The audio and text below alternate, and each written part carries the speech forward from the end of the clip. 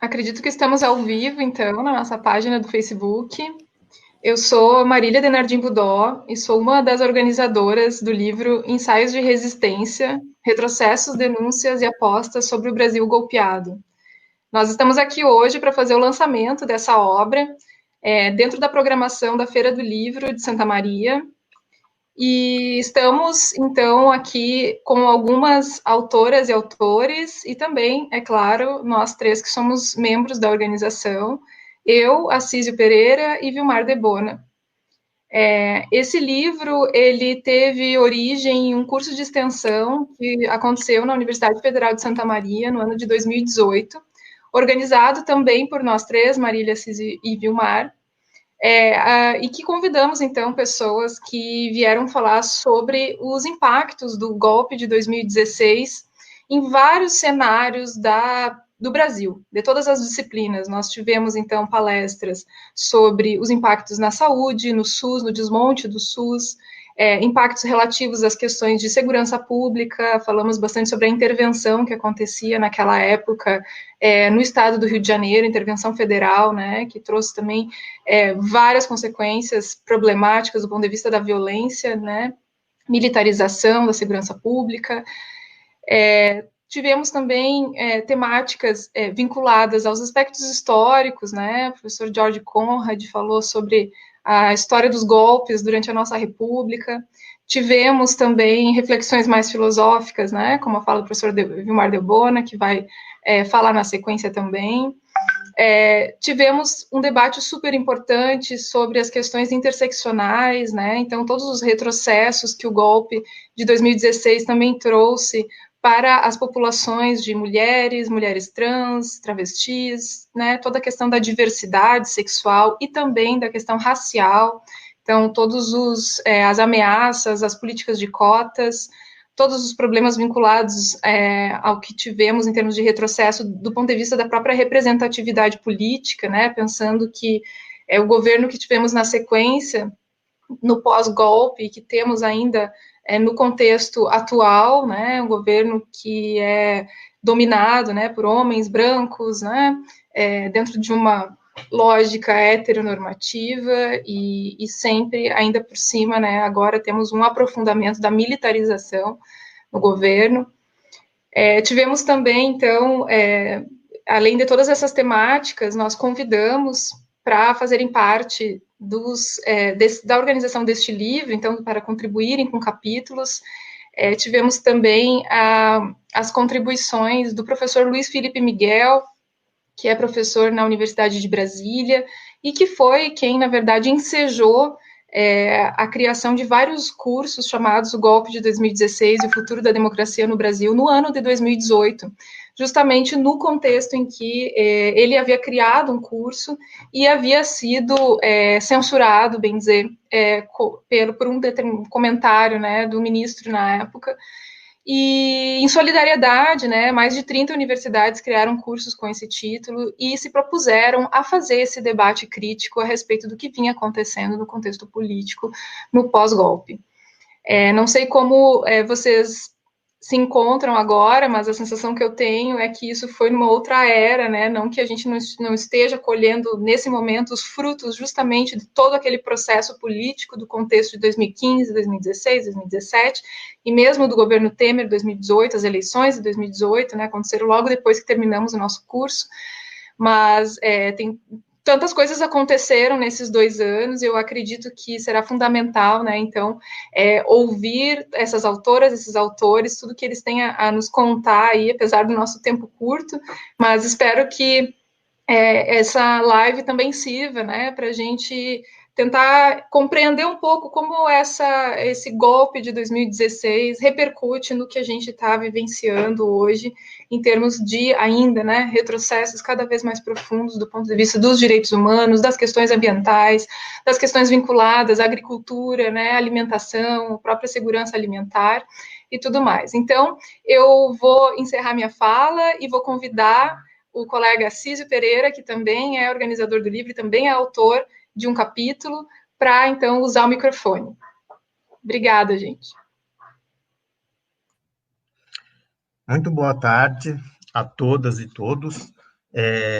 Primeiro, é uma satisfação, né, muito grande estarmos juntos aqui, né, ainda que pelo mundo virtual, né, que é a condição que nos permite, e estarmos juntos, né, de forma virtual na Feira do Livro de Santa Maria, que é um momento também particular e especial para nós, né, para nós que estamos aqui em Santa Maria e, enfim, pelo histórico, né, do que a Marília falou, da experiência do curso vivida aqui no ano de 2018, né, naquela época, um ponto fundamental, a gente dizia, primeiramente, fora Temer, e a gente tinha uma desconfiança que se confirmou, né, que nós estaríamos um tempo depois muito próximo, né, numa situação que talvez seja ainda pior em alguns aspectos, né, particularmente talvez os aspectos da política, né,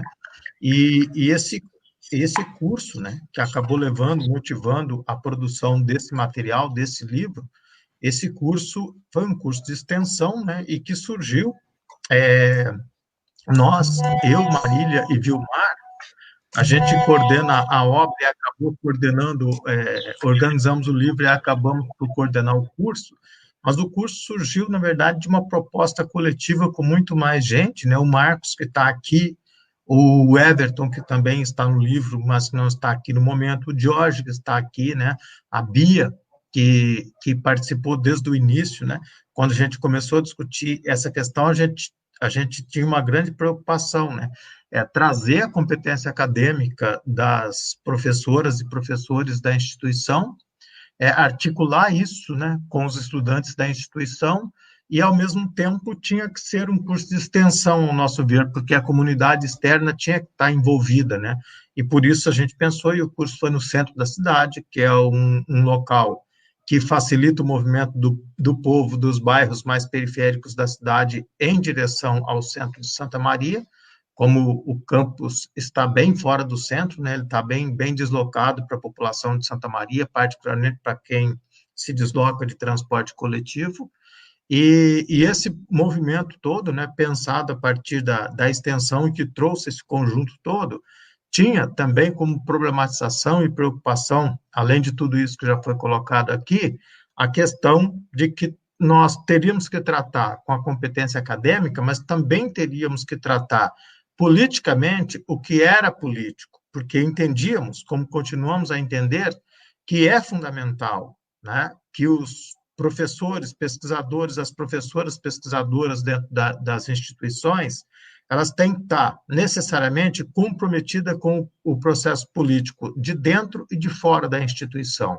Então, é essa articulação, né, e a produção de tudo isso, né, que nos deu, né, particularmente para todos que integraram, mas especialmente, né, eu, Vilmar e Marília, que tivemos depois, né, no processo que é toda a luta de construção de um livro, né, e de tornar um material público, né, de vir a público, né, toda uma experiência vivida, né, transformada numa experiência publicada, né.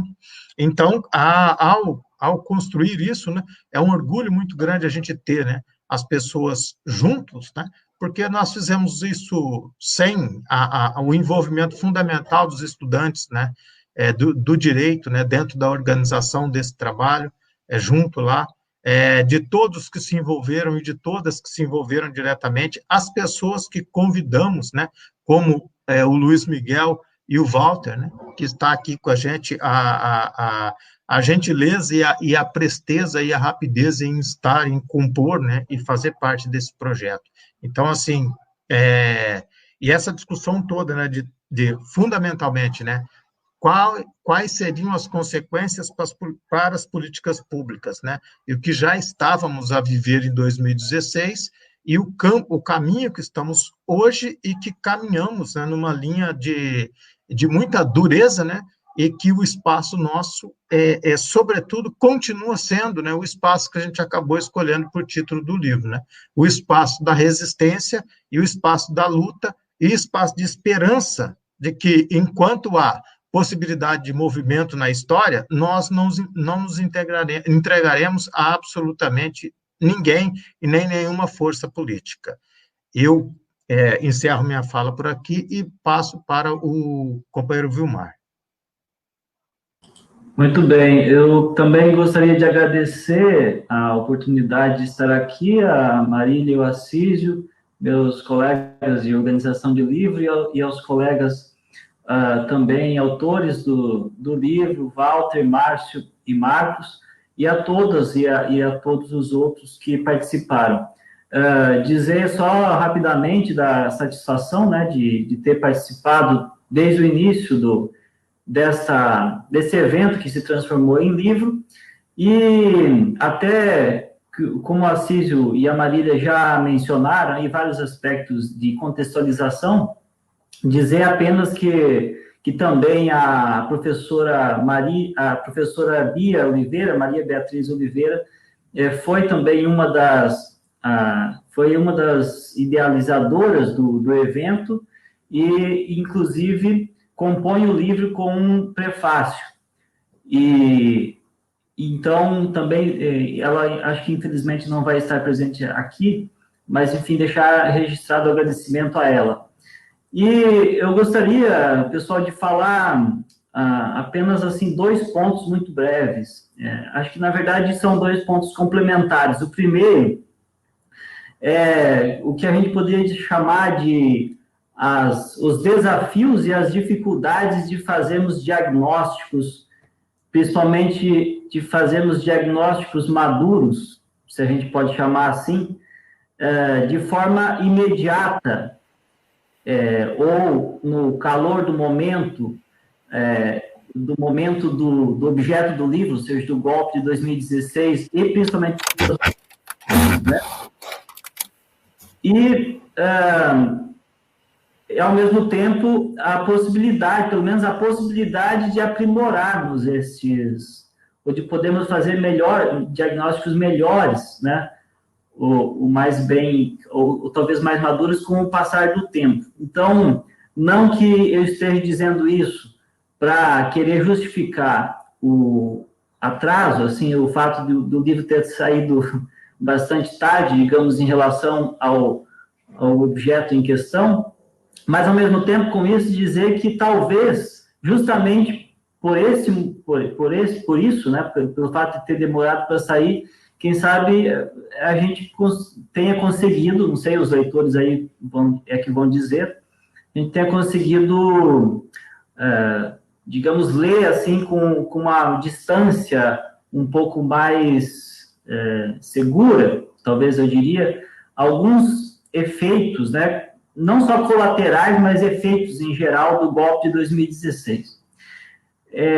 Nós já sabemos quem é principalmente quem é da filosofia, das ciências sociais ou das humanidades em geral, que pelo menos desde os inícios da chamada teoria crítica, ou da escola de Frankfurt, a gente precisa se preocupar com essa questão de... podemos ler, né, as dificuldades em fazer diagnóstico, e que as coisas mudam, né? Eu estou falando isso para dizer que, por exemplo, quando nós organizamos o livro, o evento, e depois também o início do livro, não tínhamos ainda a Vaza Jato, por exemplo, né?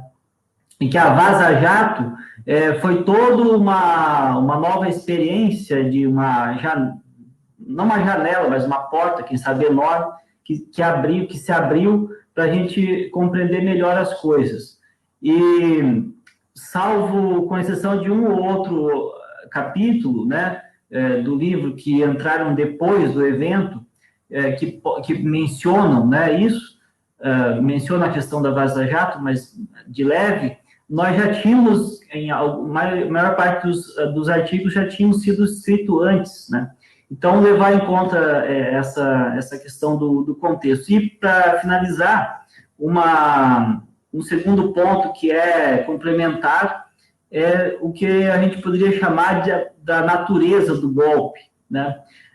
E aí, para isso, eu queria só lembrar brevemente uma metáfora, uma alegoria que a própria presidenta Dilma elaborou naquele discurso dela de defesa durante a sessão do Senado, lá em 2016, a sessão derradeira, né?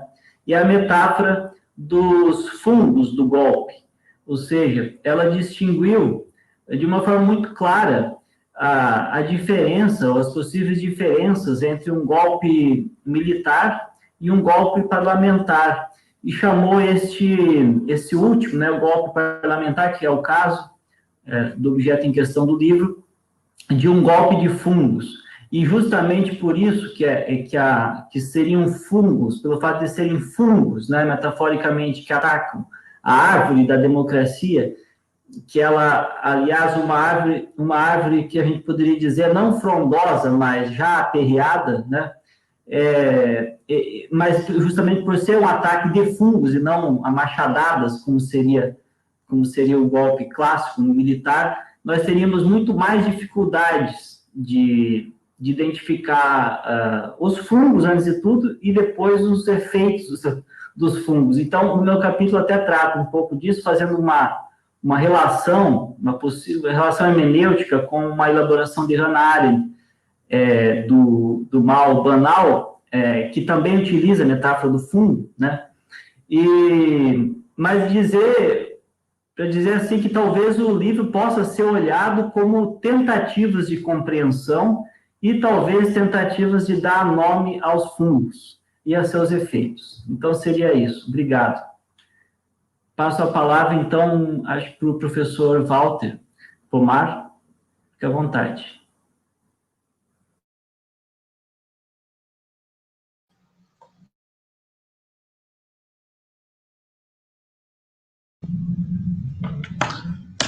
Boa tarde a todos, boa tarde a todas, boa tarde a quem está acompanhando a live. Eu espero que esteja sendo possível escutar, porque aqui da onde eu estou é muito comum ter problemas de transmissão.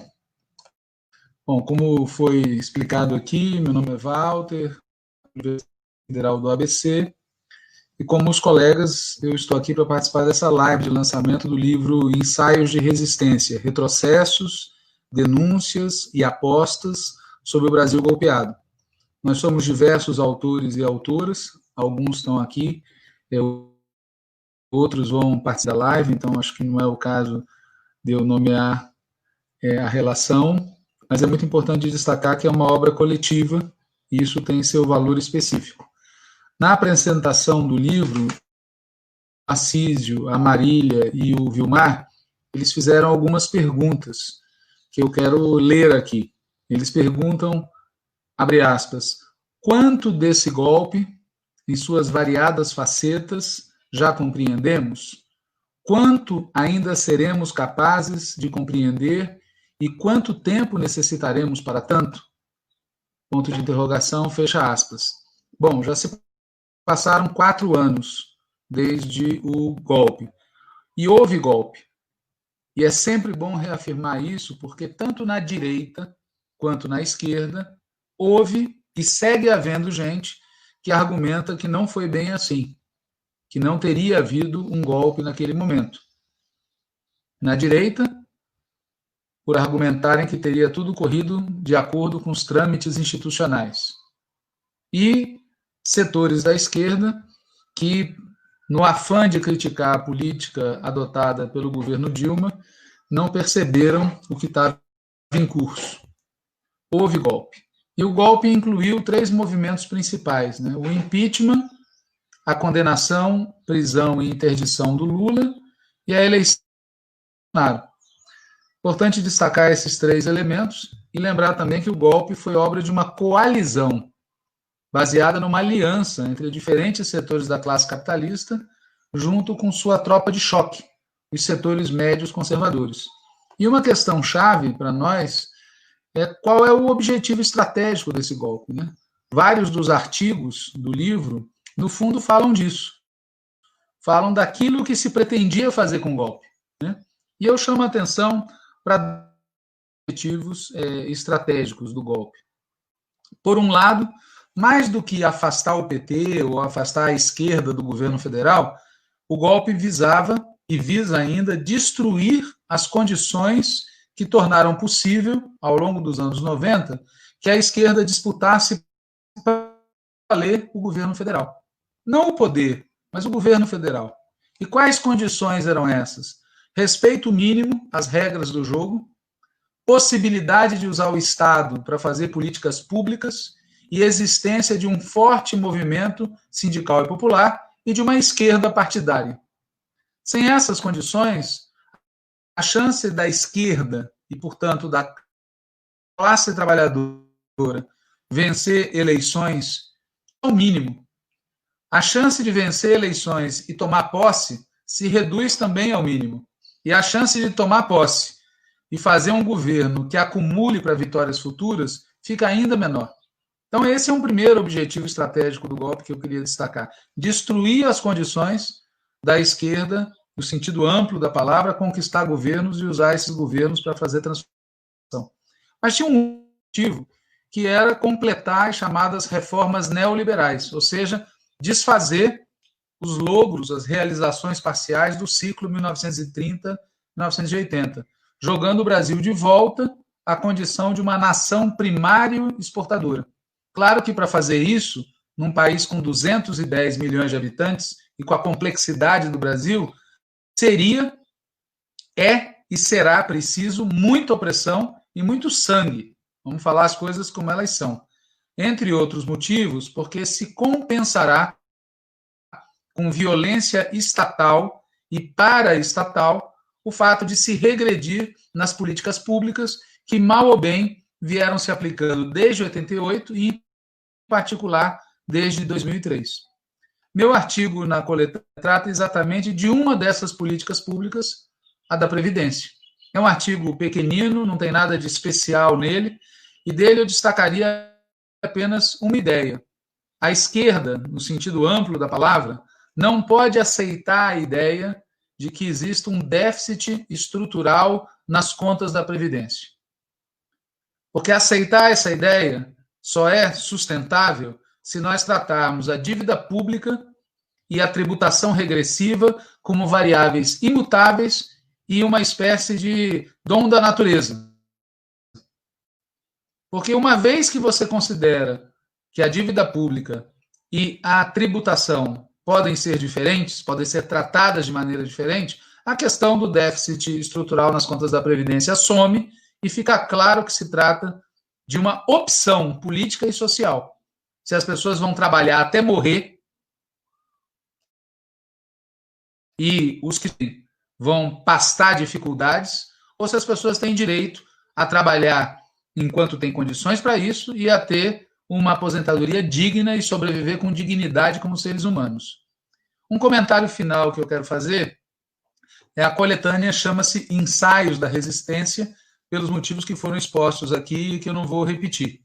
Resistir é preciso, evidentemente, mas não basta resistir. Porque, segundo o dicionário, resistir é conservar-se firme, não sucumbir, não ceder. Politicamente falando, resistir é defender o que já temos. O que nós temos, o status quo, não é suficiente. Para a grande maioria do povo, o status quo é uma brutalidade. Assim, a esquerda precisa resistir, mas precisa também se dispor a revolucionar o país. Enquanto o Brasil não viver uma grande revolução política e social, nós estaremos sempre diante de opções terríveis. Ou a modernização conservadora, ou o status quo excludente, ou um retrocesso reacionário. Portanto, fica aqui a sugestão para o Assísio, para o Vilmar e para a Marília, que gentilmente me convidaram para ajudar nesse livro, que façamos um segundo volume, Ensaios de Resistência e Revolução. Um abraço e obrigado pela atenção e pelo convite.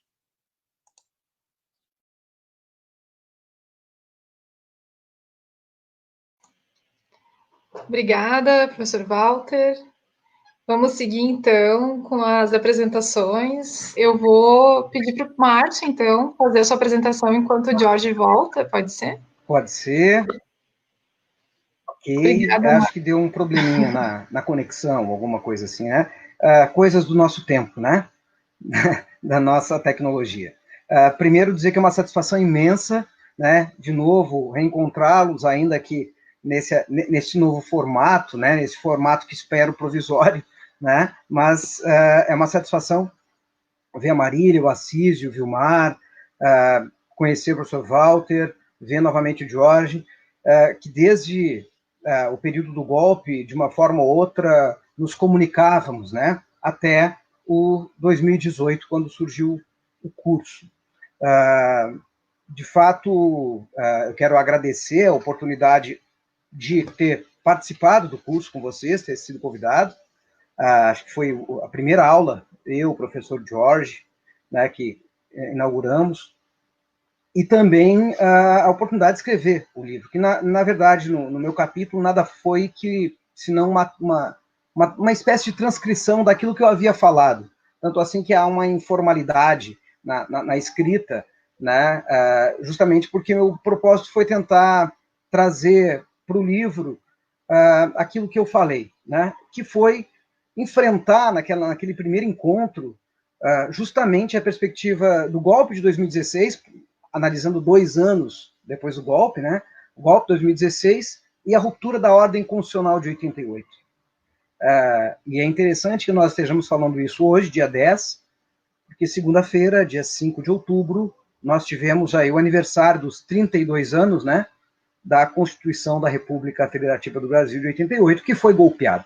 Eu diria a que foi, utilizando aí a análise também do professor Walter, talvez a grande vítima de todo esse processo, porque acho que um dos objetivos era desmobilizar todos os mecanismos que a Constituição de 88 conseguiu construir num frágil pacto social naquela ocasião, né, para garantir minimamente, né, o avanço da dignidade da pessoa humana, o avanço das liberdades e, sobretudo, o avanço de um Estado que fosse comprometido com as políticas públicas voltadas para grande parte da população brasileira.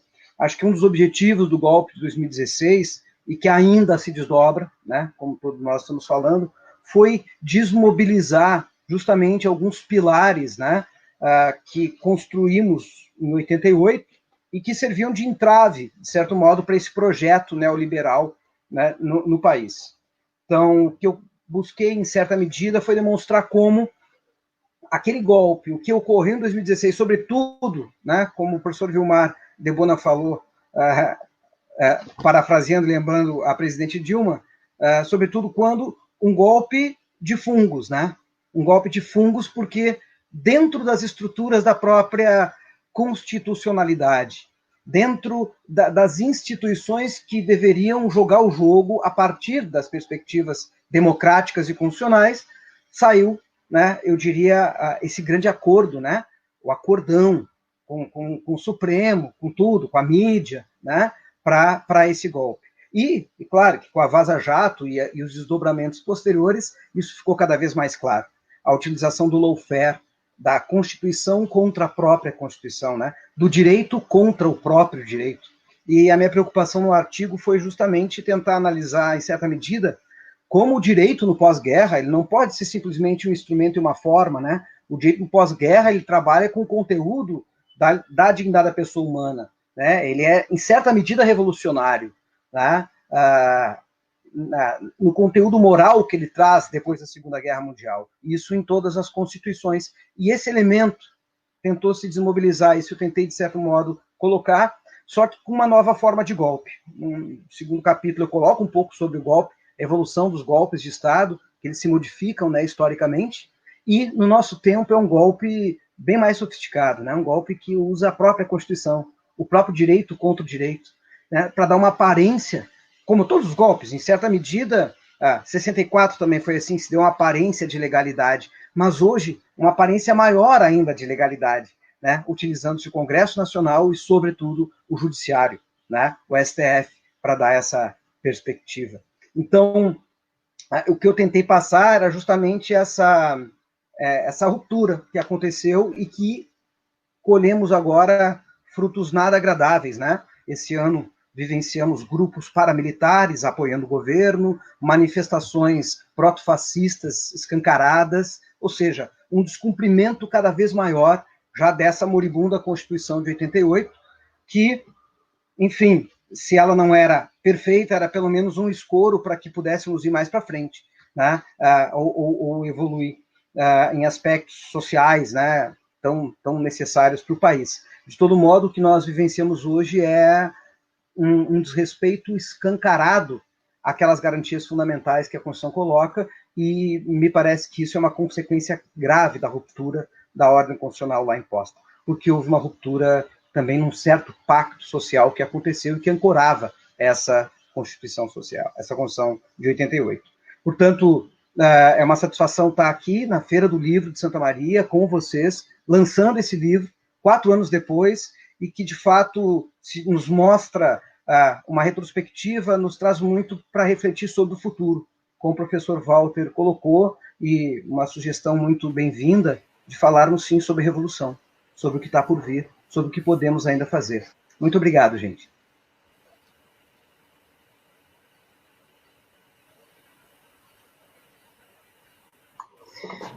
Obrigada, Márcio. Professor Marcelo, vou lhe adicionar também, então, pode ser? E aí o professor Jorge, ele vai tentar encontrar um sinal mais estável da internet, né? E aí a gente faz essa alteração novamente depois. Tudo bem? Então, o professor Marcos e o professor Everton são autores de um capítulo comum, então se quiserem então fazerem uso da palavra, agradeço muito pela presença de vocês. Obrigado, está ótimo. Marília, Císio, Vilmar. Everton, você gostaria de começar? Pode ser. Boa tarde a todos e todas, né?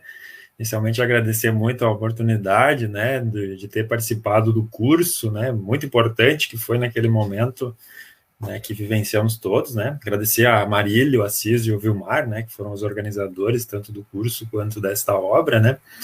E, como disse a Marília e o Marcos, a gente escreveu um capítulo sobre as consequências do golpe na agricultura familiar, né, e na reforma agrária, né, pegando os aspectos sobre o mundo rural, que eu vou tocar um pouco em alguns pontos, e o Marcos, em seguida, toca em outros, né? A gente pode se dividir um pouco, né?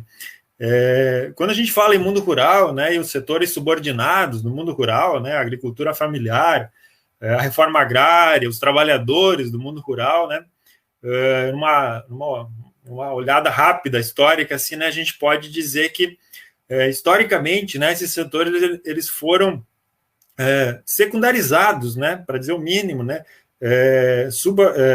foram subalternos, né, aos processos econômicos, né, e à ação do Estado, né. Então eles nunca tiveram muita importância, né, do ponto de vista econômico, político e social, até mesmo da parte da ação do Estado, das políticas públicas, da intervenção estatal, né. E também nunca conseguiram ter muita força para reverter essa condição, né. Apenas né, isso desde o período colonial, né, apenas nos anos 80, né, no processo de redemocratização do país, especialmente anos 90 e 2000, é que nós temos uma certa mudança dessa condição, né, quando isso que hoje se chama de agricultura familiar foi trazido como uma categoria importante, né, política, acadêmica também, né, e também para as políticas do Estado, né.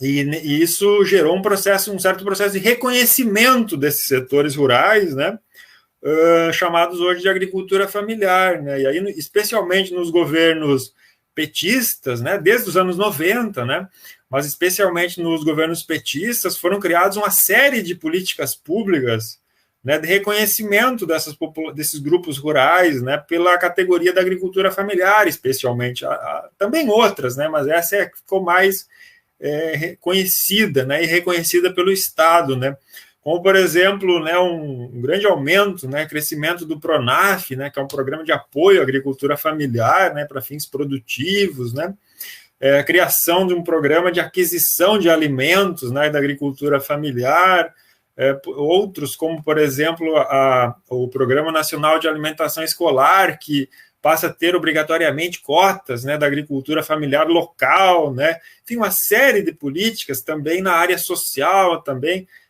que foram criadas, né, e foram muito importantes para um certo desenvolvimento dessa agricultura familiar brasileira, né, assim como a própria lei da agricultura familiar, né, que é uma lei específica, que é de 2006, né, Ou seja, é importante frisar que nós tivemos uma série de avanços nas últimas décadas, né, nesse setor, né?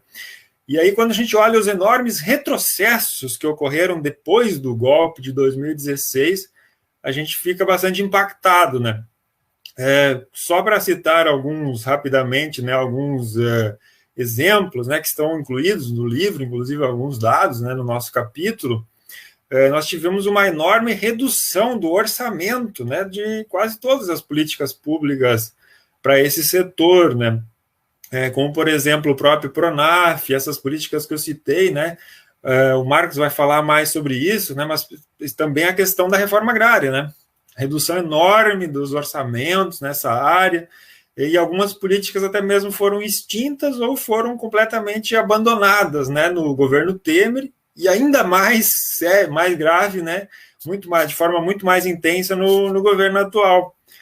Nós também tivemos, né, um grande aumento, né, os dados da Comissão Pastoral da Terra, né, que é uma organização vinculada à Igreja Católica, que faz um acompanhamento desde os anos 70, né, dos conflitos que ocorrem no meio rural, sobre diversos aspectos, né. Nós tivemos um aumento grande dos conflitos no meio rural, desde o golpe de 2016, né, e também um aumento da violência, né, no meio rural e dos assassinatos, né. Especialmente em áreas de conflito por terra, na Amazônia, né, e especialmente recursos muito valorizados, né. Nós também tivemos uma redução expressiva, né, dos órgãos do Estado, né, que atuam para com esses setores, né, como, por exemplo, o Ministério do Desenvolvimento Agrário, que foi extinto, né, logo após o golpe, né, e já no governo Bolsonaro, né, uma extinção do próprio Ministério do Trabalho, né, que também, quando a gente olha para as consequências para o meio rural, né, a gente observa que, por exemplo, o trabalho, né, quando a gente fala de uma situação muito extrema, né, de exploração do trabalho, a gente se usa o termo de condição análoga à escravidão, né, que ficou muito conhecida. Nós temos, inclusive, um regramento específico no Brasil, nas últimas décadas, sobre esse tema. E desde o golpe nós tivemos um processo de relaxamento dessas questões, de redução da fiscalização, redução da própria estrutura do Estado que se ocupa com essas questões, né, como exemplo citado do Ministério do Trabalho, né, e os casos mais frequentes, né, que ocorrem muito, são no meio rural, né, então no trabalho no meio rural, né, quando observamos esses dados, né, nós temos uma redução da fiscalização, uma redução do aparato do Estado para coibir, e ainda assim nós temos aumento de casos, né? Então a situação é muito grave, né? Se a gente olha para alguns desses aspectos, né? No pós-golpe, né? De 2016, e ainda segue isso, né? No período atual que a gente está vivendo, né? Tá? Apenas algumas questões, e aí eu passo para o Marcos.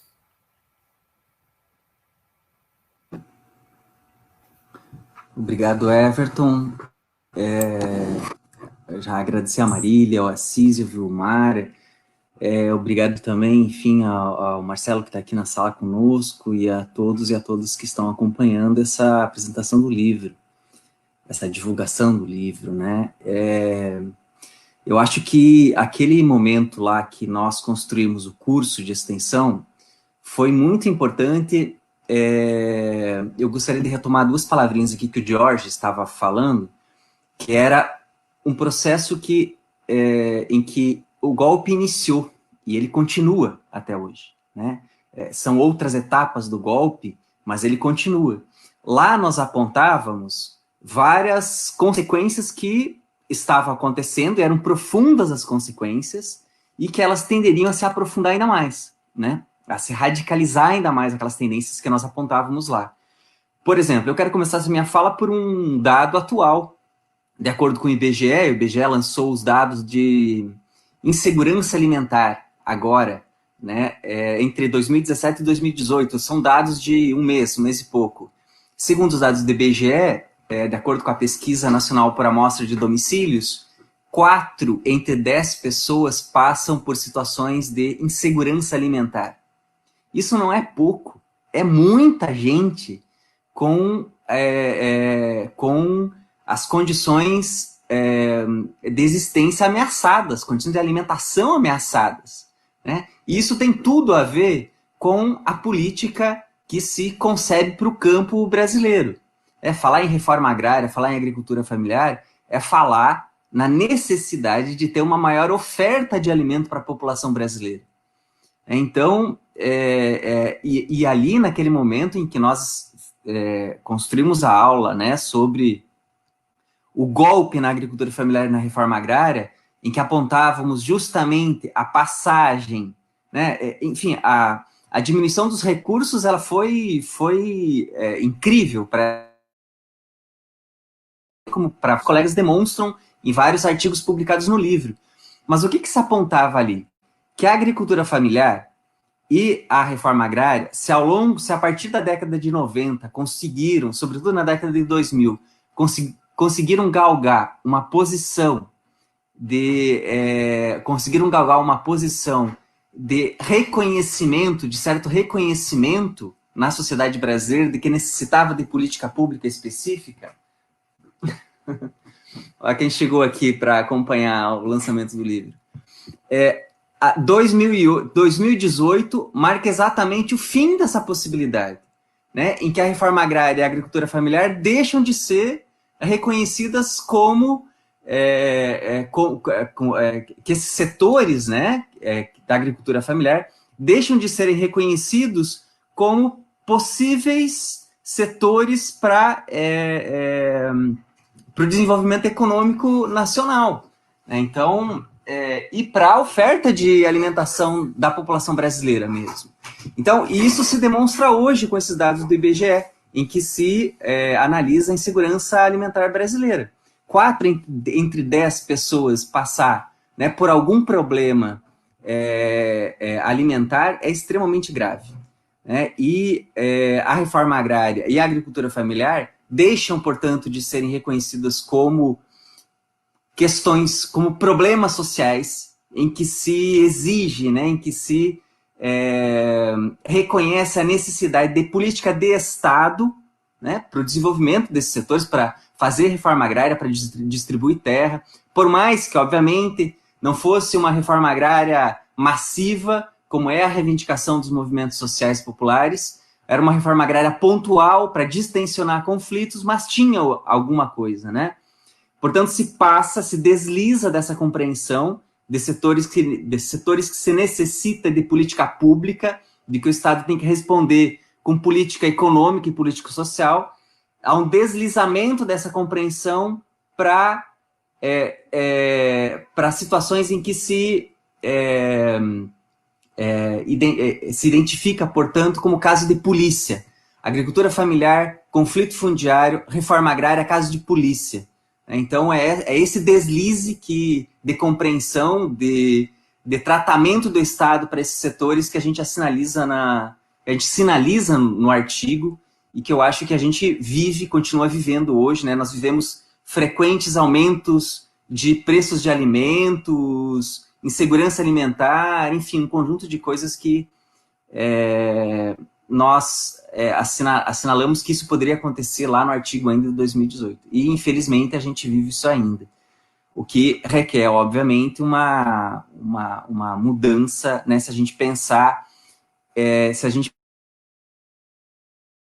dialogando com a fala do Walter, em aumentar a qualidade de vida da população brasileira, não tem como pensar sem incentivar, sem regular gravemente o agronegócio, o setor do agronegócio brasileiro, sem incentivar pesadamente a agricultura familiar e sem fazer uma reforma agrária massiva. Com isso, eu concluo minha fala e passo para a Marília, enfim, coordenando. Muito obrigada, Everton, Marcos. É um prazer também ouvir vocês, reencontrá-los, né, depois de tanto tempo.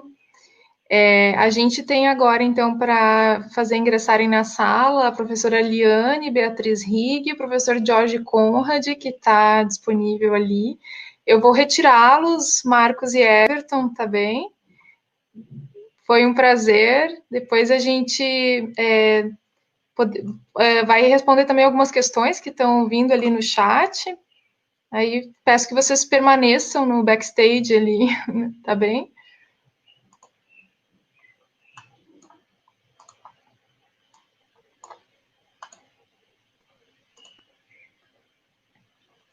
E já cumprimento e dou as boas-vindas à professora Eliane Rigg, professor Jorge retornou, espero que agora a gente consiga lhe ouvir, professor. Não sei se queres tentar continuar a sua fala ou se já testar, então, tu retornares, Jorge, ou preferes ficar mais para o final? Estou bem agora? Me ouvem bem? Sim. Muito bem. Acredito que sim. Eu troquei de aparelho, deve ser alguma pressão, assim, para que marxista não use iPhone, né? Como dizem. Fui para o iPhone agora, eu estava num PC e não percebia que até alguém falou que eu estava com voz de bêbado e eu não ouvia nada disso.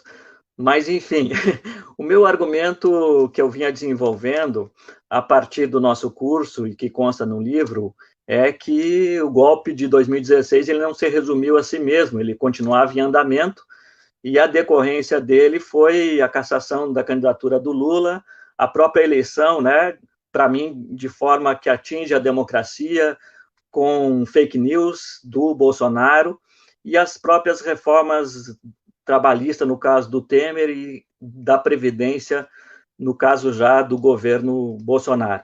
E continua, né, porque a destruição do país, do ponto de vista da soberania nacional, dos direitos dos trabalhadores, é a consecução desse plano, né? Então, é um golpe do capital financeiro que teve seus aliados históricos aqui no nosso país, parte da grande mídia, parte do parlamento brasileiro, e parte também do aparato jurídico desse país. Por isso que ele, mais uma vez, como foram outras tentativas históricas, como lá em 54, na tentativa de depor Getúlio, que acabou no seu suicídio, depois em 61, e que bravamente a campanha da legalidade resistiu, ele tinha esses componentes estruturais. A participação também de setores importantes das Forças Armadas, incluindo os militares, não caracterizou como um golpe clássico, mas muitos deles estiveram, né, na defesa daquele projeto golpista e hoje também se beneficiam disso. Uma parte do aparato militar brasileiro que se elucupleta com o golpe, né? Tem postos chaves no governo atual e que também mantém a tradição histórica, principalmente do Exército, de ser um ator importante dos golpes do nosso país. Portanto, fazem no jogo da luta de classes o papel, né, de agentes das classes dominantes. São instrumentos importantes para isso. Então, eu não tiro aqui o componente da participação militar, mesmo que não seja um golpe clássico. E isso, como eu procurei demonstrar no artigo, tem uma história republicana começada lá em 1989, a partir de um golpe de militares, e com a participação deles também, né, de um tenentismo que cada vez vai se tornando mais conservador lá em 1930, porque alguns tenentes de 30 são, de fato, generais de 64. A diferença é que, entre 89 e 1930, nós ainda tínhamos, apesar de rupturas, um sentido progressista para a história do Brasil, né? Eu só acharia que seria reacionário se eu fosse monarquista, e votei no plebiscito em 1993 pela República. Então, o início da República e o fim da monarquia, na verdade, ele representa um processo muito mais amplo do que um simples golpe, como determinada historiografia tenta defender. Nós temos a transição no Brasil do modo de produção escravista para o modo de produção capitalista, né, com uma república cada vez mais conservadora que representou tudo que foi até 1930. Mas esses setores do liberalismo conservador nunca aceitaram posições progressistas, mesmo que no sentido das reformas. E um dos argumentos que eu defendo também no artigo é de que o processo brasileiro de luta de classes, que leva em algumas conjunturas à ascensão dos movimentos sociais e políticos por transformações, mesmo que ainda dentro do modo de produção, mas transformações progressistas, eles têm sido barrados por golpe. Assim foi a ascensão dos movimentos sociais entre os anos 20 e 1930, e que foi efetivado ou foi interrompido pelo golpe do Estado Novo. A nova ascensão dos anos 50 para os anos 60, né, que pode ser resumido na defesa das grandes transformações estruturais que o capitalismo brasileiro necessitava e que eram resumidas nas reformas de base, também foram interrompidas pelo golpe de 64.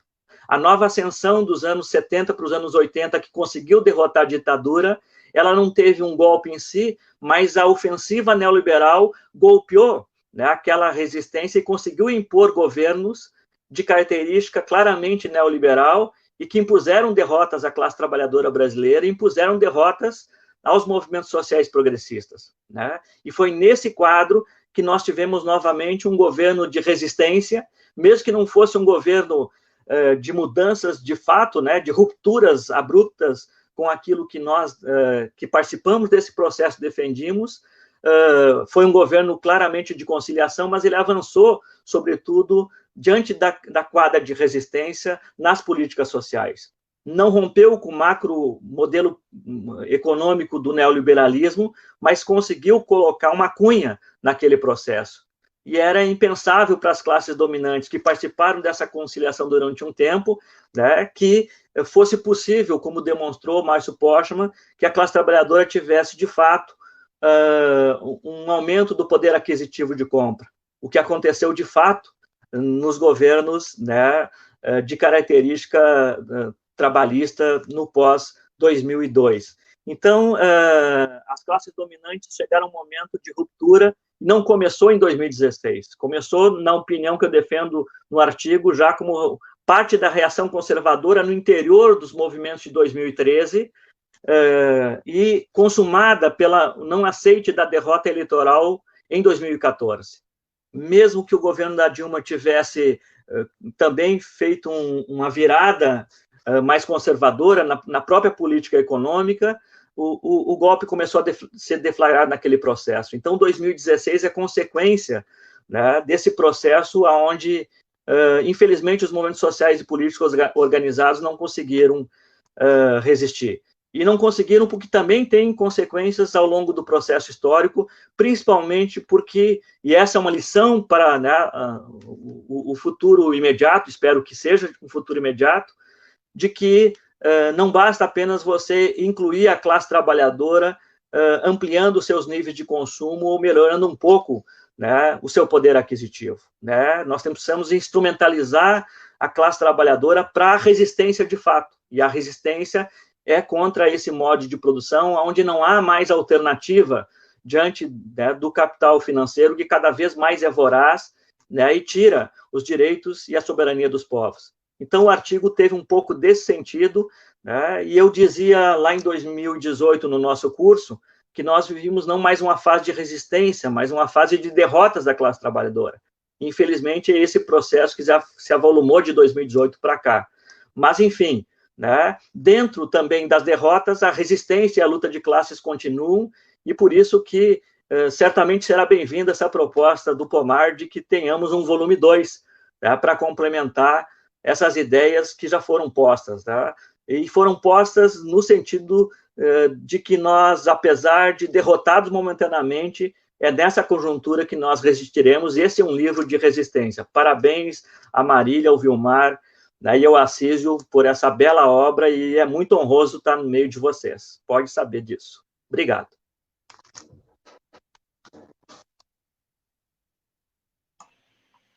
Satisfação sempre lhe ouvir, professor Jorge. Pena que estamos nessa distância toda, né? Mas sempre é uma satisfação. Muito obrigada por participar, por vir aqui também a brilhantar a nossa live de lançamento do livro.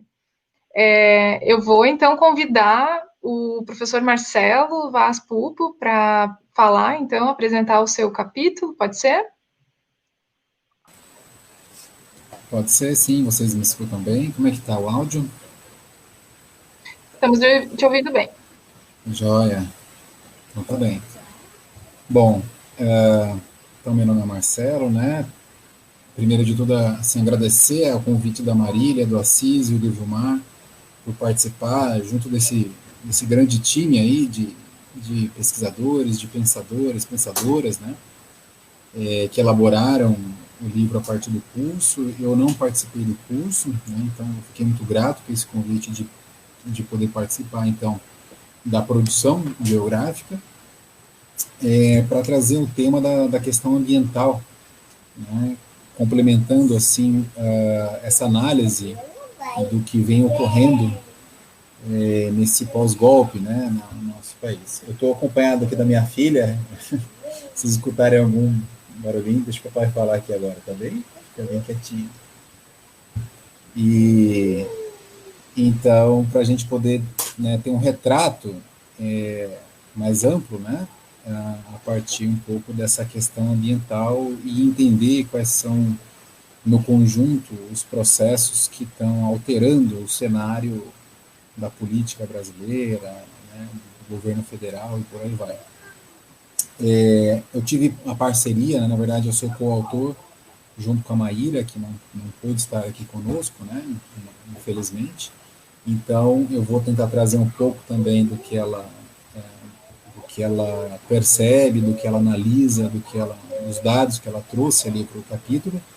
A Maíra, ela é servidora, né, da FUNAI, né, no Mato Grosso, e então ela tem, digamos assim, uma perspectiva privilegiada para poder entender um certo desmonte pelo qual o Estado brasileiro vem passando com relação, né, às políticas ambientais construídas ao longo dos últimos 30 anos, digamos assim.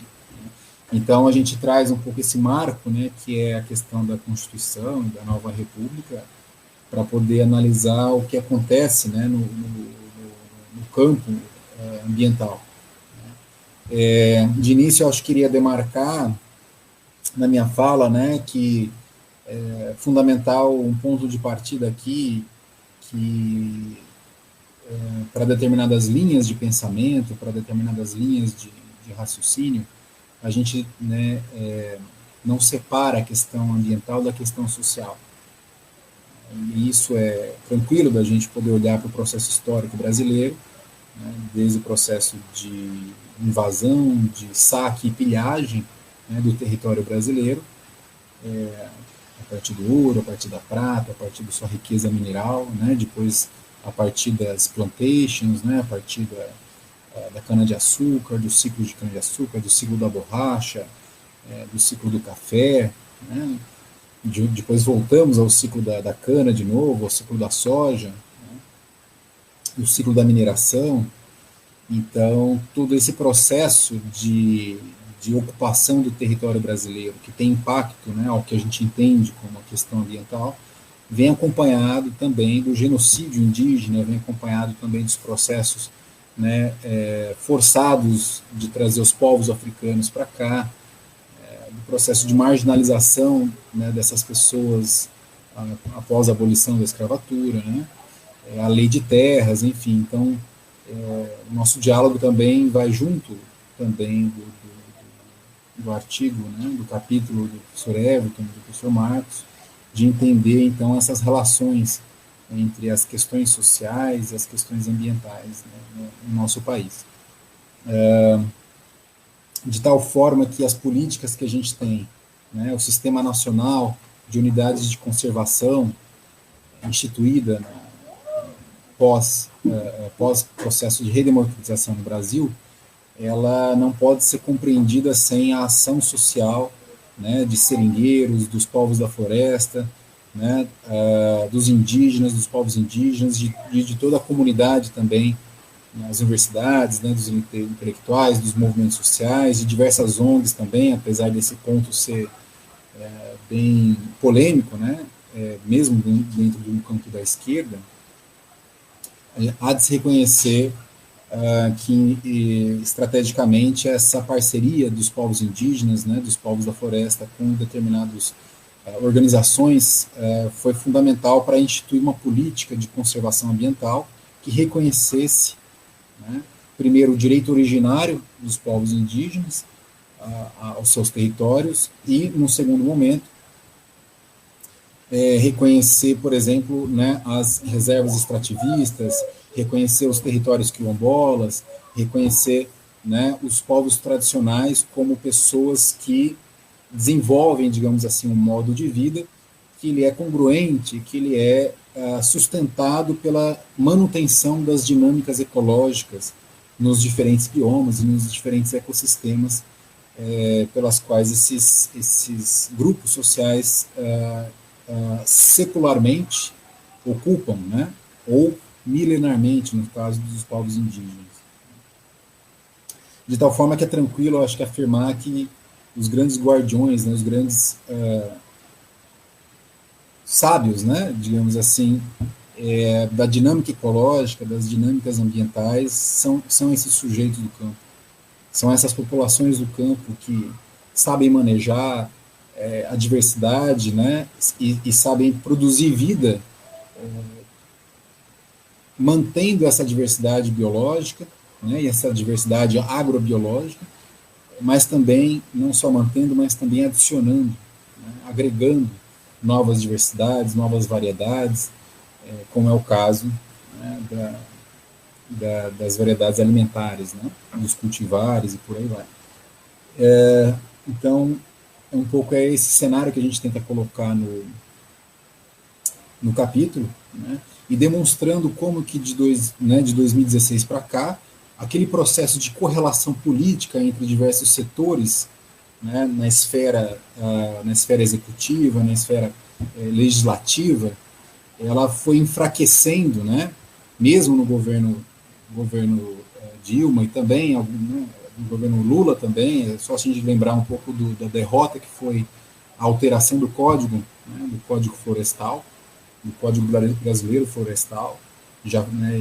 O Aldo Rebelo, que foi, né, era na época um deputado do PCdoB, da base governista, né, que conciliado junto com os ruralistas, né, conseguiram alterar o código. Então, nessa correlação de forças, né, 2016 consegue, então, aprofundar algumas processos de regressão dessa política, né, dos aparatos, das diretrizes, da fiscalização, da diminuição de recursos para órgãos fundamentais como o IBAMA, né, na sua fiscalização, no relaxamento do rigor com que, né, a fiscalização era feita, né, de forma que o desmatamento fosse aumentando, né, como o professor Everton falou também, os conflitos no campo fossem aumentando, né, e chegamos então ao que a gente está aí, né, nas manchetes, né, as queimadas na Amazônia, as queimadas no Pantanal, né, todos esses, enfim, esses descalabros todos que a gente vem acompanhando, né? E o perdão de multas, né, como está colocado também, né? Então, é um pouco esse cenário, né? A Maíra, se tivesse aqui, poderia, né, esclarecer um pouco mais pontualmente como que esses aparatos foram sendo desmontados, né? Mas a gente tem retrocessos aí significativos e que, né, não só a resistência, mas também a projeção, né, a projeção de um novo campo de ação, de um novo campo de lutas, né, será necessário. Então, também corroborando aqui a proposta do professor Walter Pomar, na necessidade da gente também apontar os caminhos de avanço e né, que vão revolucionar os nossos modos de vida, uma perspectiva, né, da consciência socioambiental que os povos do campo, os povos da floresta têm a nos ensinar, né, que sejamos sábios o suficiente para, né, ombrear, né, junto às lutas desses sujeitos que milenarmente e secularmente já vêm defendendo já a possibilidade da vida nesse planeta. Muito obrigado e seguimos.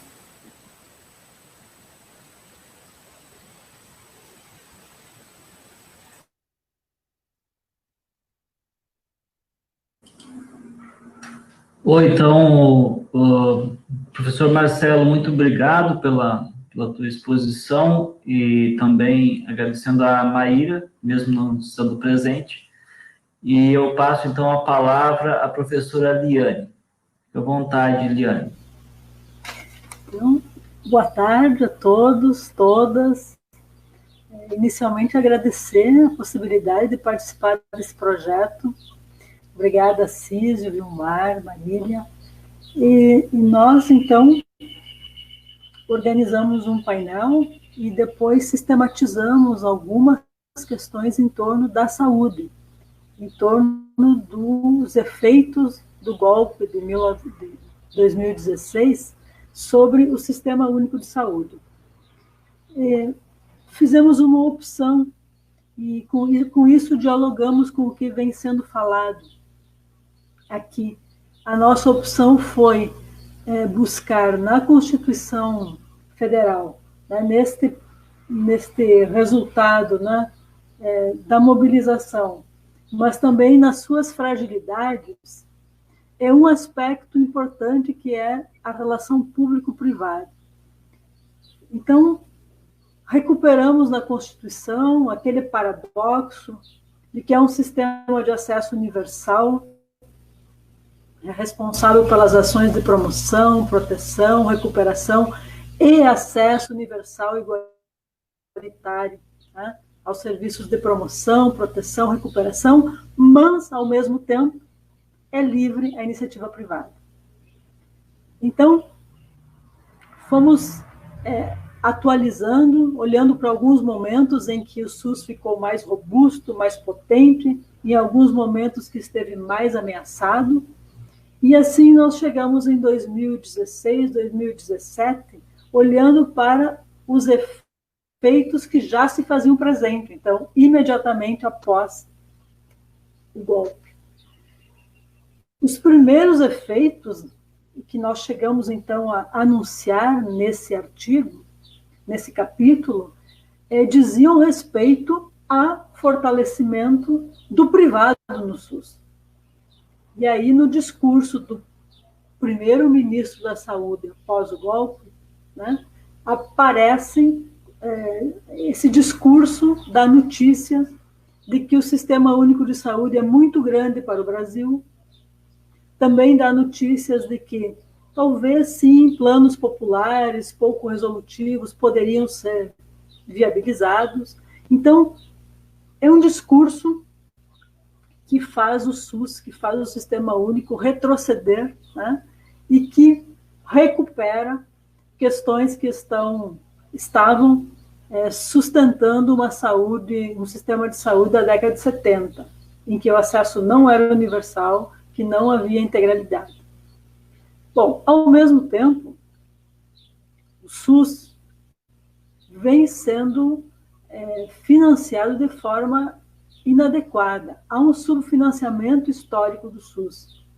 Nós, do movimento sanitário, nós da saúde coletiva, né, nós sempre brigamos por mais recursos na saúde, ao mesmo tempo que falamos que, bom, tem um problema de modelo de atenção, mas que há, sim, falta de recursos.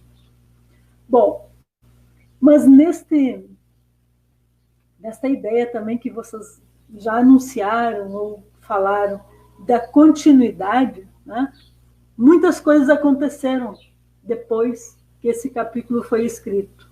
E na saúde, quando se fala do SUS, nós precisamos ir falando, né, introduzindo o tema pandemia, porque a pandemia do Covid-19, essa pandemia que estamos vivendo, ela altera a configuração de forças, altera, né, as possibilidades e altera o que está acontecendo em relação ao SUS e, inclusive, o cenário de futuro. O que se mantém?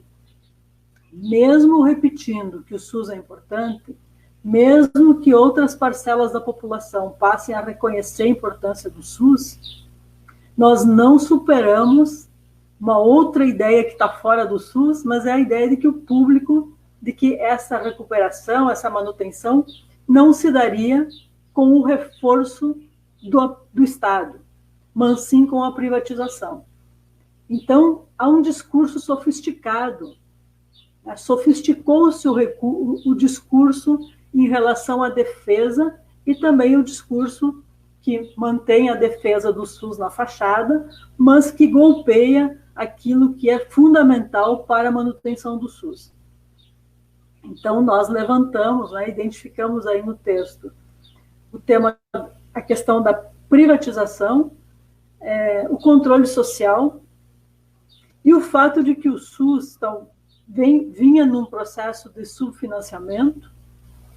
Eu não posso esquecer de registrar que um dos efeitos é a EC 95, que altera o financiamento do SUS e que congela os investimentos por 20 anos. E que agora, na pandemia, mesmo com algum acréscimo de recurso para estruturar a rede, para atender as situações decorrentes da pandemia, nós ainda não recuperamos o orçamento anterior. Então, há o que dizer depois do fechamento desse capítulo. Né? Há o que dizer em relação a esse novo contexto e especialmente em relação à necessidade da defesa do SUS, né, como um sistema de saúde único e de acesso universal. Porque o golpe no Brasil se encontra com um movimento internacional capitaneado pelo Banco Mundial e também indicando que talvez o Sistema Único de Saúde pudesse deixar a sua característica de acesso universal e passar a ser um sistema, né, de cobertura universal, que dialogasse mais, que tivesse mais abertura aos planos privados. Nós todos sabemos que o alto custo tem sido o SUS e que, nesse momento, todos, como população, né, todos dependemos da robustez do Sistema Único de Saúde, inclusive para enfrentar a pandemia e enfrentar os efeitos dessa pandemia, que é um vírus altamente contagiante e altamente sequelante.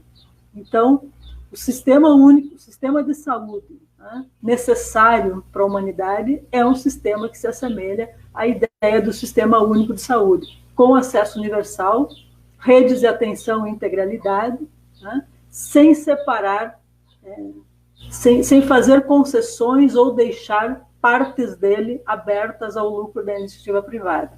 Ou seja, o SUS foi golpeado, né, e ele resiste, mas ele se fragiliza naqueles aspectos que nós não conseguimos sustentar desde o início na Constituição e que, portanto, marcam uma possibilidade de reagir, mas, ao mesmo tempo, uma grande possibilidade de, em um governo que quer acabar com ele, conseguir acabar com ele mesmo sem mudar a Constituição. Então, em nome aí da Terezinha Weiler, né, da Sueli Barrios e da Maria Celeste, nós agradecemos essa possibilidade e queremos continuar trazendo o SUS para essa discussão das políticas públicas e continuar a discussão dos efeitos né, da falta de democracia sobre o SUS. Nesse período também aconteceu uma conferência de saúde, nacional de saúde, que reafirmou que saúde é democracia. Então, eu queria encerrar com essa ideia. Saúde é democracia. E o SUS, com participação popular, com direito, com acesso universal, se sustenta em ambientes democráticos. Muito obrigada. Muito obrigado, professora Liana Rigg, pela excelente fala. E nós, então, em termos de comentários assim dos autores aqui, das autoras, encerramos por aqui e apenas gostaríamos de registrar algumas perguntas que foram feitas pelo público que está nos acompanhando pelo Facebook. E nós temos, por exemplo, e aí eu vou ler algumas perguntas e aí vocês fiquem à vontade para espontaneamente responder, né? Temos, por exemplo, a pergunta do Marcelo Terres, que diz assim: gostaria de saber se é possível responsabilizar e atribuir o golpe 2016, né, a uma pessoa-chave e, assim, ligá-la a outras. E quem seria essa, se haveria, e quem seria essa peça principal? Alguém quer ter um comentário sobre isso?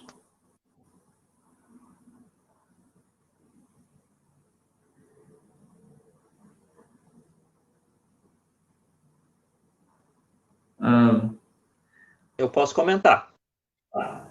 Obrigado, Jorge.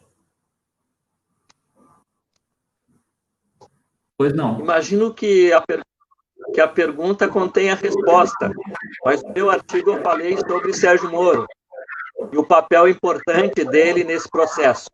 Né? Sabemos que aqueles que são instrumentos de golpe na história brasileira rapidamente vão para a lata de lixo da história depois de fazerem os seus serviços.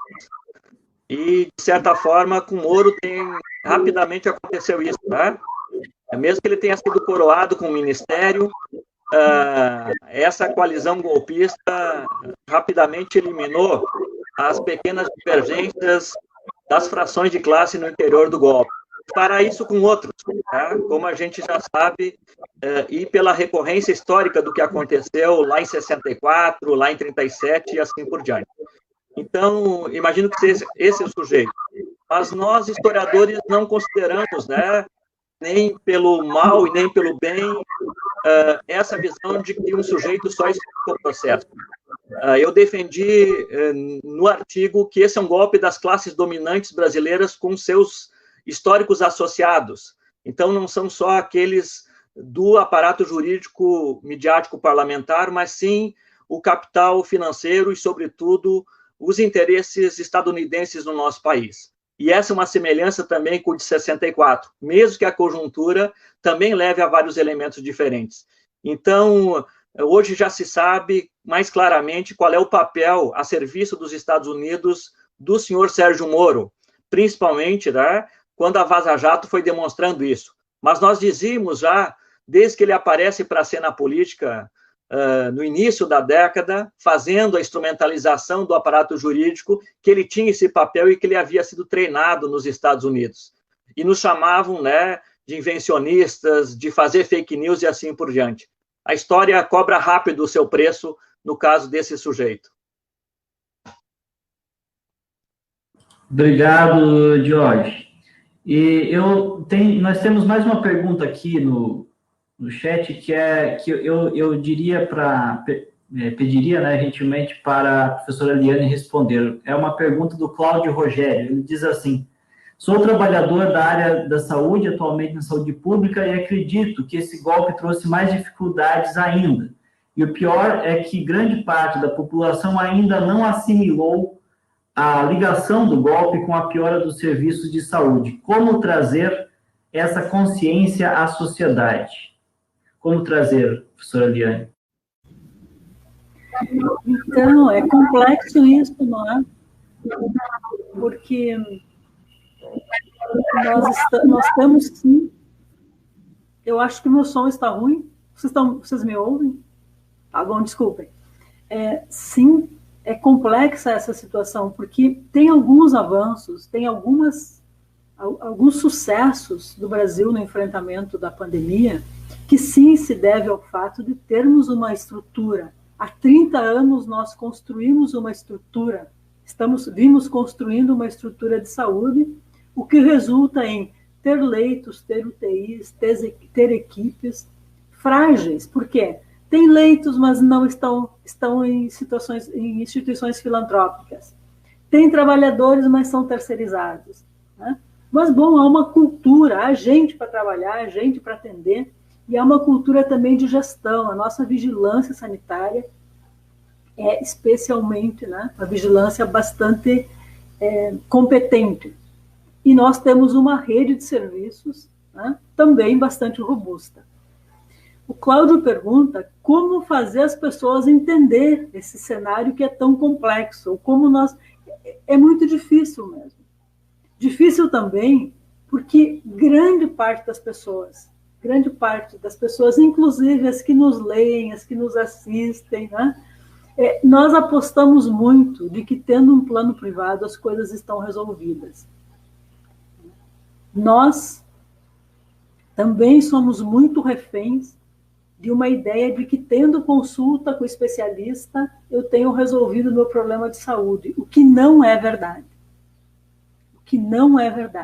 Cada vez mais. E antes da pandemia, nós defendíamos, né, que para atender populações que envelhecem, e tem prevalência de situações crônicas só com o sistema de acesso universal, com atenção primária e trabalho em equipe. A pandemia muda isso, mas nos diz que tem mais um forte argumento. Só é possível melhorar indicador de saúde, viver mais e tal, né, num país que tem um sistema de acesso universal, trabalho em equipe e rede de atenção à saúde. Que tenha bons hospitais, que tenha boas unidades de saúde.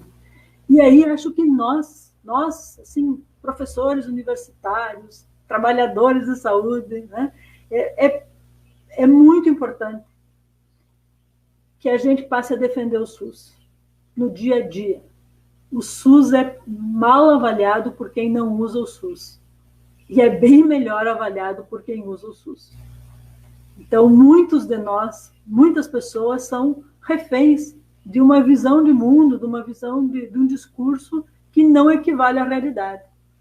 Lá no postinho, faltou isso, não é bem assim, né? Embora, aí o paradoxo, né, ou a complexidade, está ficando muito difícil trabalhar no SUS. Está ficando muito difícil. As terceirizações feitas para a OS estão na televisão toda semana. Aumentou, a gestão do SUS piorou muito. E a cena disso é o ministro da Saúde dizer que até ser ministro ele não conhecia o SUS.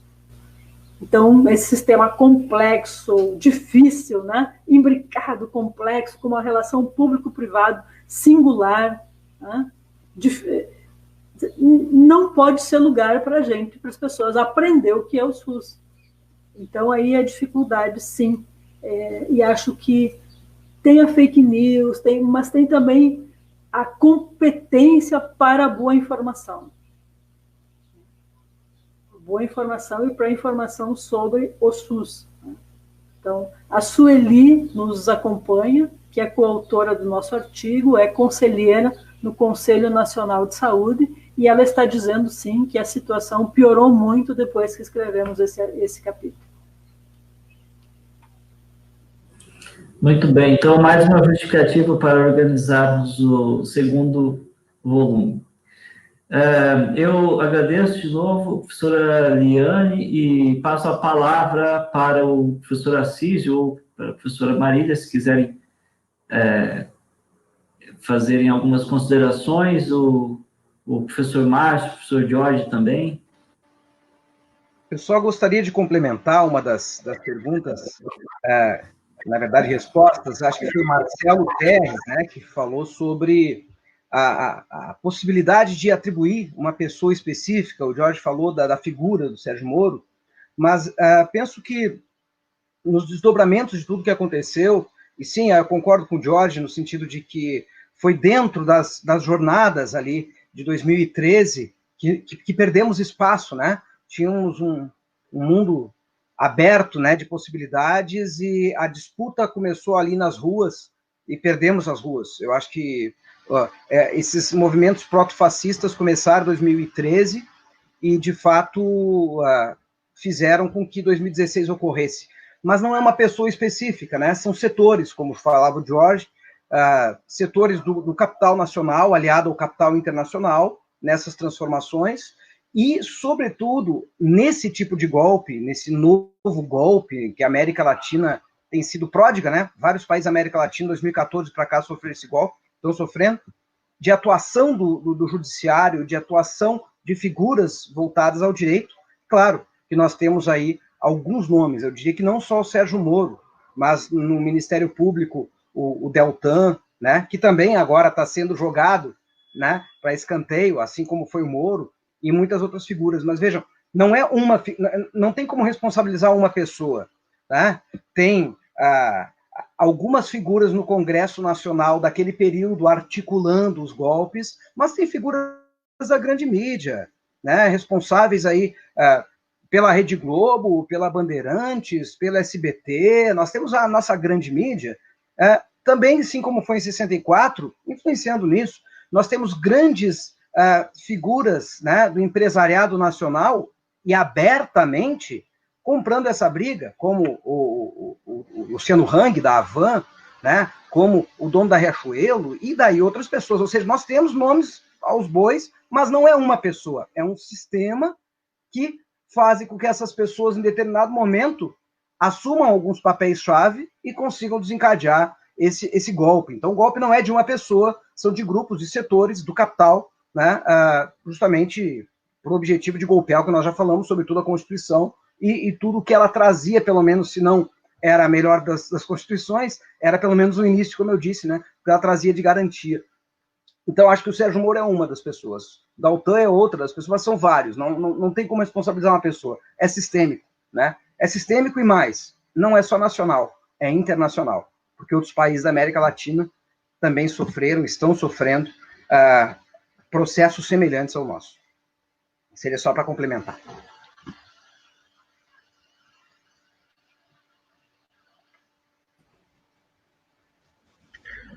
Pois não, acho que não tenho tanto a acrescentar, né? Mas tenho, assim, acordo com as falas e a articulação das linhas aí, né? E, assim, eu até adicionaria aí um nome, né, nessa linha de nomes, e que permite também recompor essa história que nós estamos vivendo agora no século XXI, que é a figura alçada à condição de ídolo e representação moral das coisas e tal.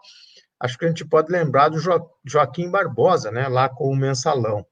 Essa figura que algumas pessoas defendem, e eu concordo muito com isso, que o Mensalão é o laboratório Lava Jato, né, em termos de dentro do Brasil, né, particularmente. Claro que a Lava Jato, a gente sabe que a inspiração, né, é a cópia, não sei se posso dizer mal feita, mas, enfim, é uma cópia, de alguma maneira, né, da Operação Mãos Limpas na Itália, né, e isso dito pelo próprio Sérgio Moro, né, e aí acho que o Jorge realmente, como historiador e como analista político, colocou de forma muito clara, né, são figuras que vão para o lixo da história, assim como os capitães do mato foram para o lixo da história, mas deixaram um legado que a população negra até hoje vive as consequências dele, e as lutas, né,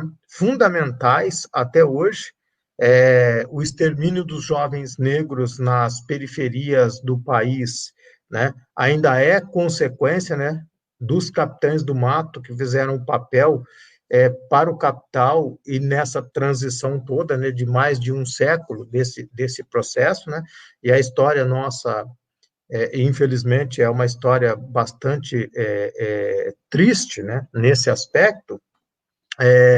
O Márcio Postman tem um texto que ele trata acho que até o Walter, foi o Jorge que citou aqui hoje, não, o Walter e o Jorge também citaram, os dois citaram, né, o Postman aqui, da construção do Brasil de 30 a 80, né, 30 a 78, mais propriamente dito, e tem uma passagem muito curiosa que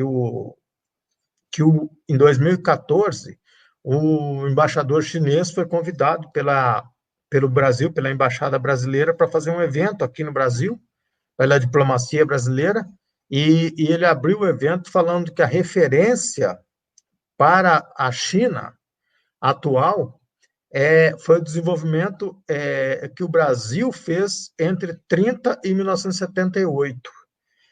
Por ser um país periférico que conseguiu a dimensão que teve no capitalismo mundial. Isso foi um exemplo para o modelo chinês que veio a se desenvolver agora pelo século XXI. E aí ele indagava, né, no evento, que ele não entendia por que o Brasil abandonou, a partir de 1980, o Brasil abandona essa estrutura toda, né? E o Márcio Postman trabalha muito bem isso, né? As privatizações que se iniciou no governo Figueiredo, que privatiza 20 empresas públicas e estatais, depois José Sarney privatiza 18 empresas públicas e estatais, e entre 1990 e 2002, quer dizer, de Collor a Fernando Henrique, privatizou-se 153 empresas entre públicas e estatais. Quer dizer, nós tivemos a destruição da estrutura de Estado construída em 5 décadas no Brasil. Né, para além das nossas análises políticas, os fatos, né, da perspectiva da economia brasileira, tudo isso foi paulatinamente sendo destruído, e acho que a consequência, entendo muito que a consequência de hoje, né, e tudo o que está acontecendo, é um desenho de uma coisa, e aí eu me reportaria à proposta do Walter, que eu acho que é uma coisa muito viva para todos nós que estamos aqui, e as pessoas que dialogam com a gente, né, dentro do evento, me parece que é fundamental entendermos, né, os movimentos de esquerda e progressistas no Brasil, eles levaram toda a década de 80, toda a década de 90, para conseguir eleger um governo democrático, popular, dentro do campo de se construir do jeito que não cabe analisar aqui agora, mas todos aqui conhecem, um processo de governabilidade dentro das condições que teve. Né? E aí, com a implementação de políticas públicas inéditas para a história da República, no que tange a população mais necessitada. Dentro de todos os limites desse governo, quer dizer, se tira esse governo, tentou-se tirar esse governo nas urnas em 14, não conseguiram, né, por uma diferença muito pequena, e aí tem os famosos movimentos de Aécio Neves, né, que é primeiro recontagem de votos, depois a declaração, né, ganhou, mas não governará. E, de fato, a profecia se concretiza. Né? Eu defendo muito que o segundo governo Dilma não houve. Né? Esse 1 ano e meio de governo Dilma, para mim, o segundo não houve. Né? Era um processo sucessivo de retirar do governo o governo que tinha sido constituído, não apenas pelo Partido dos Trabalhadores, mas por todos os segmentos progressistas que se juntaram a ele, seja para chegar ao governo e principalmente para a execução dos 2 governos Lula e o primeiro governo Dilma. Quer dizer, essa transição aí de 12 anos, né, que juntando o período do segundo governo a gente chegaria a 13 anos e meio, quer dizer, esse pouco mais de uma década construiu algo que levou esse movimento que é do capital interno e do capital externo, e aí todo mundo aqui tem as análises desse processo, não precisamos falar disso aqui, nem repetir essas coisas. Então, tirou-se. E hoje, se olharmos para a situação desenhada de como se segura a hipótese da manutenção deles no poder, entre aspas, poder político, né, de uma forma legal, pela via das urnas, está na não revisão dos processos do ex-presidente Lula. Quer dizer, a não revisão disso, né, ela está nas mãos do STF e a suspensão a suspeição do Moro e de todo o processo que levou à condenação sem prova do presidente Lula. Quer dizer, esse quadro todo desenhado, se nós vamos olhar a história nossa de 1980 apenas para cá e vermos como deu condição de ter um governo minimamente democrático popular, quer dizer, o domínio central disso hoje, né, eu entendo que é um ponto fundamental que essa proposta coletiva, né, que eu sempre tenho um orgulho muito grande de participar de propostas coletivas, né, da ideia de que tem um coletivo pensando de forma multidisciplinar, me parece que cumpre um papel essencial de resistência e denúncia dentro desse processo todo e continuidade na luta, que é a proposta do Walter, eu acho que é muito interessante para que a gente pense. E eu gostaria de deixar aqui um imenso agradecimento a todas as pessoas que se envolveram, a todas as colegas e os colegas que se envolveram e que estão dentro desse trabalho, né? A Marilinha e ao Vilmar, de forma muito especial, né? Que são, assim, os meus amores intelectuais assim que me acompanham e pessoas que eu converso muitas vezes durante a semana, né? E que me deu muito orgulho e energia para estar dentro desse processo e desse projeto todo, gente tão trabalhadora e tão competente, né? Intelectualmente e afetivamente. Milhões de beijos para vocês e de muitos agradecimentos para todas e todos desse projeto, companheiras e companheiros de luta. Muito obrigada, Císio, pelas palavras tão importantes do ponto de vista político, mas também tão afetivas, né? Porque também não tem resistência e luta sem amor, sem carinho, sem afeto. Então, isso soa para mim muito bem, porque também é uma forma da gente se sentir um pouco melhor nesse contexto tão terrível, né, que só se aprofundou, né, de 2 anos para cá, desde que fizemos esse curso. Então, eu só vou pincelar algumas questões que, primeiro, assim, né, acho que é importante deixar claro, e de novo, né, o que o professor Walter fez, a provocação, né, para a gente pensar o volume 2 também, vai nessa esteira, de que a gente não tinha o intuito de esgotar todos os temas, né, fundamentais, toda a complexidade, todas as camadas de análise necessárias para a gente, de fato, né, ter um conjunto completo, digamos assim, de análise, até porque tudo é limitado, né, toda a nossa capacidade também de análise, no contexto em que esses processos estão ainda se dando, é extremamente limitada essa nossa capacidade. Então, eu só queria mencionar alguns dos aprofundamentos, assim, de todos esses problemas que nós já refletíamos sobre no contexto de 2018, do nosso curso. No campo penal, né, a lei anticrime, a gente teve um aumento das penas máximas no Brasil de 30 anos para 40 anos, desde janeiro desse ano já está vigendo, as dificuldades para a progressão de regime, e as consequências que vamos ter de aumento da superlotação carcerária e, portanto, do genocídio em marcha que a gente tem presente nas nossas prisões, que está ficando ainda mais visível, mais evidente com o contexto da pandemia, negligência em relação aos presos no contexto da pandemia.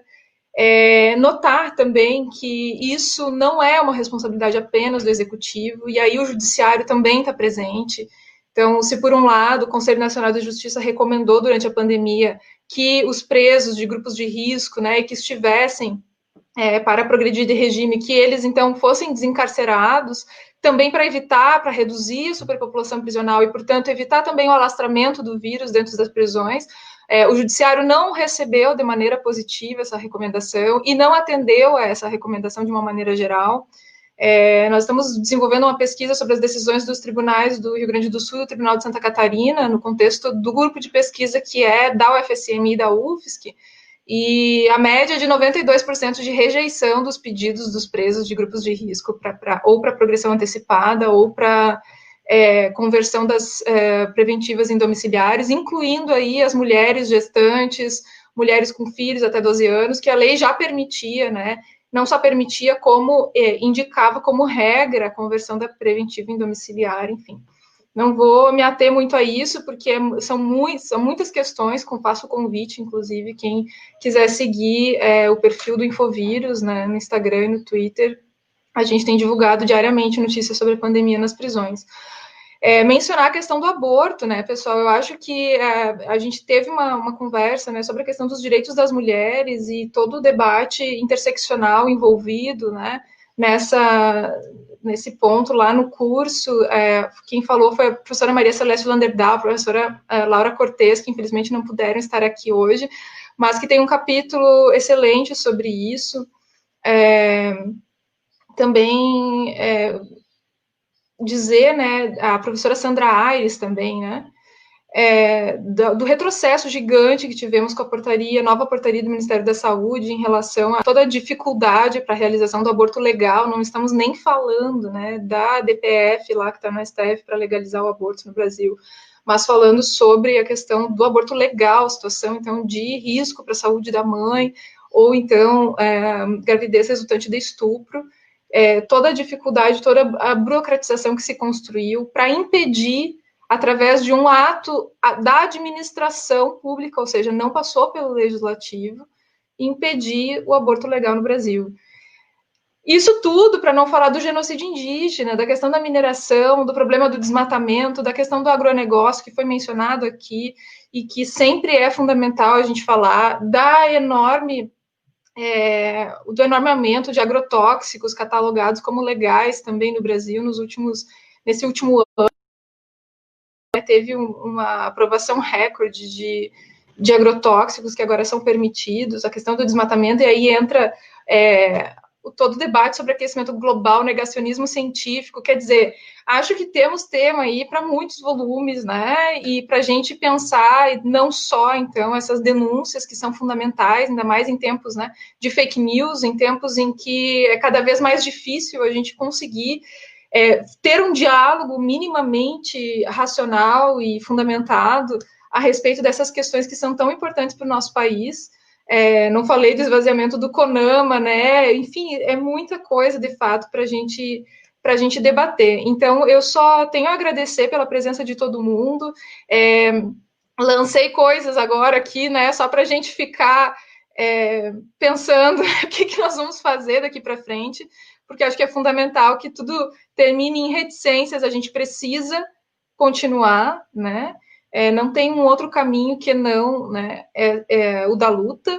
E também quero agradecer a todo o grupo de estudantes, né, que fez parte desse projeto, que estiveram lá todos os sábados, durante todo o primeiro semestre de 2018, auxiliando, e hoje o Rodolfo está aqui representando esse grupo, está no backstage, não apareceu na tela, mas ele está nos ajudando com os comentários, está fazendo toda uma gestão aqui nos bastidores. Eu quero agradecer, então, ao Rodolfo, também ao Igor, que nos mandou o tutorial para conseguir usar esse aplicativo, e a todas e todos também que se dispuseram a ajudar nesta atividade, e, é claro, lá em 2018 também.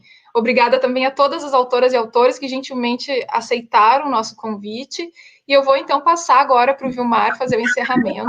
Já vamos a quase 2 horas de conversa.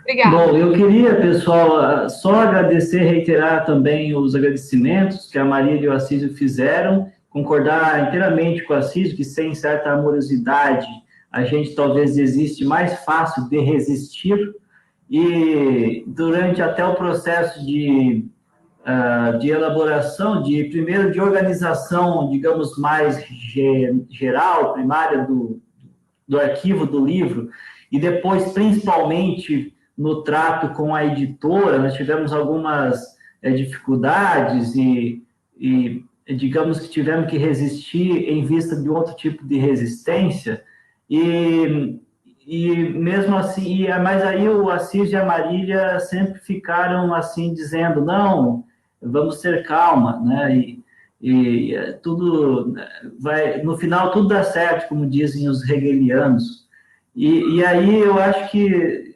deu, né, e agora tem um cachorro aqui que está também fazendo barulho, e aí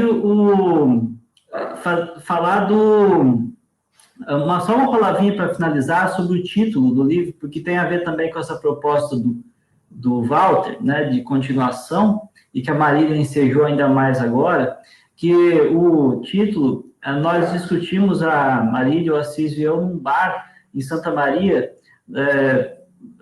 nos reunimos para ver, né, e depois mandamos também sugestões, né, pedidos de sugestões para vocês, todos os autores, por e-mail, mas a ideia nossa era, assim, tentar falar retrocessos, denúncias, principalmente retrocessos e denúncias, mas ao mesmo tempo apontando para possíveis apostas.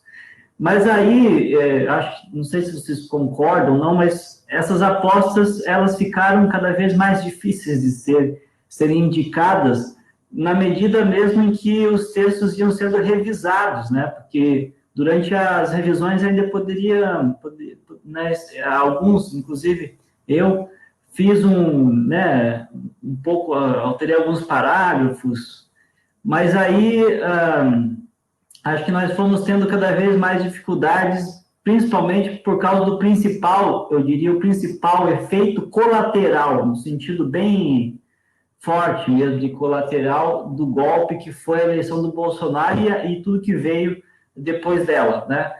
que a Marília mencionou alguns, né, desses efeitos, mas e temos outros também. Então, acho que, enfim, foi feito, nós talvez fizemos o que foi possível, assim, em meio a essas circunstâncias, e esperamos, acho que o fundamental é que a gente continue dialogando, né? Então, só isso. Muito obrigado de novo a todos e seguimos.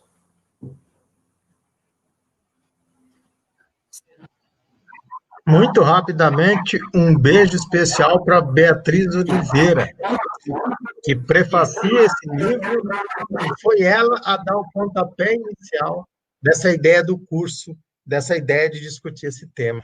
É uma lembrança aqui, falamos dela no início, né, mas lembrar da nossa Bia aqui, que não pôde estar conosco hoje. E um grande abraço a todo mundo. Muito bem, então encerramos, pessoal, tudo de bom para vocês e até a próxima.